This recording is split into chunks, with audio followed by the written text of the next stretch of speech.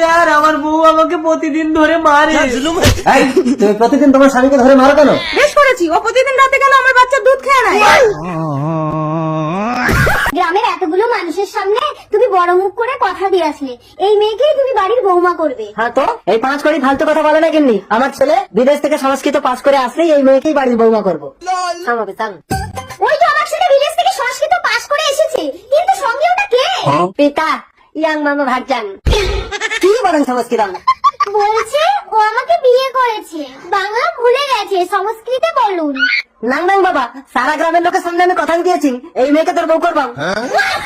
পরন্তু পিতা আহম প্রেমাং এবাতাত বিবাহিতাং। আরে হকাং হকাং, আমার শেষ কথা, এই মেয়েকেই বৌমা করবাম। কদাপি না আহং মামা ভাগজান। কাঁদে না শোনা, ছেলে না বিয়ে করে আমি বিয়ে করবো তোমাকে।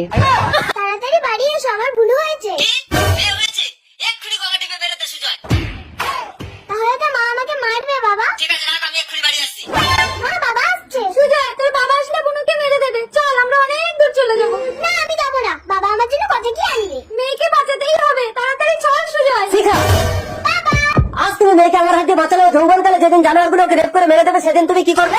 তো হয় তোমার কল্পনা করে কারো কপাল বলে যায় না। আমি মেয়েকে নিয়ে অনেক দূরে চলে যাবো। শিখা, শিখা, শিখা, তুমি ভুল করছো। মা আমি জীবন হাসপাতালে যাচ্ছি, নাইটে ডিউটি আছে, রাতে আসবো না, সেমিনার হলেই ঘুমিয়ে পড়বো। মা ভাইয়া, তোর বাবা তোকে ছোটবেলায় মেরে ফেলতে চেয়েছিল, তাই তো তোকে নিয়ে এই আশ্রমে এসে 20 বছর লুকিয়ে আছি। আমি আশীর্বাদ করছি মা, তুই অনেক বড় ডাক্তার হবি। দুর্গা দুর্গা। আজ 20 বছর ধরে তন্ন তন্ন করে খোঁজে তোর মাকে পেলাম না, আর তুই একটা সিভিক ভলেন্টিয়ার সঙ্গে মদ খাচ্ছিস। বাবা, আমি সিভিকের কাজটা চেঞ্জ করে জীবন হাসপাতালের কাজ নিয়েছি, ওখানে আমি দালালি করি। মদ খেয়ে হাসপাতালে যাস না শুধু।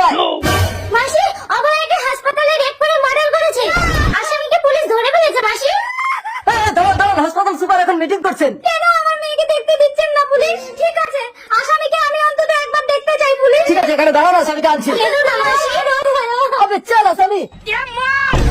মা, এই কে তুই? আমি তোমার সুজয় মা। তার মানে ও আমার তোর বোন ছিল সুজয়।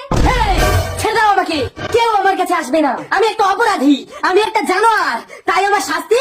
দেখা যাক এই মেয়েটি কার ভাগ্যে আছে। এই পড়ু পড়ু পড়ু, একশো একশো একশো। তার মানে ভাগ্যের চাকা থামলে মেয়েটির ছবি যার দিকে থাকবে মেয়েটি কি তার হয়ে যাবে?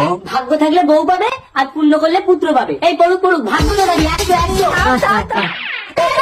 টাকা টাকা তোমার পেলাম ভাগ্য। ও দাদা, এনা তোমার ছবি বেঁধেছে। কি বললি, ছবি বেঁধেছে? আরে না না, এই মেয়েটির সাথে ছবিটাও বেঁধেছে ওর। রান্না চাল নেই, তোমাকে 100 টাকা দিয়ে চালানতে পাঠালাম, আর তুমি লটারিতে বউ বাঁধিয়ে এনেছো। তা ভাগ্যে যদি ডবল বউ থাকে আমি কি করবো বল? আরে তুমি ডবল ডবল বউ আনছো, ঘরে তো চাল নেই, খাওয়াবে কি? চাল নেই তো কি হয়েছে, ভাতে ভাত বসিয়ে দাও না বউ।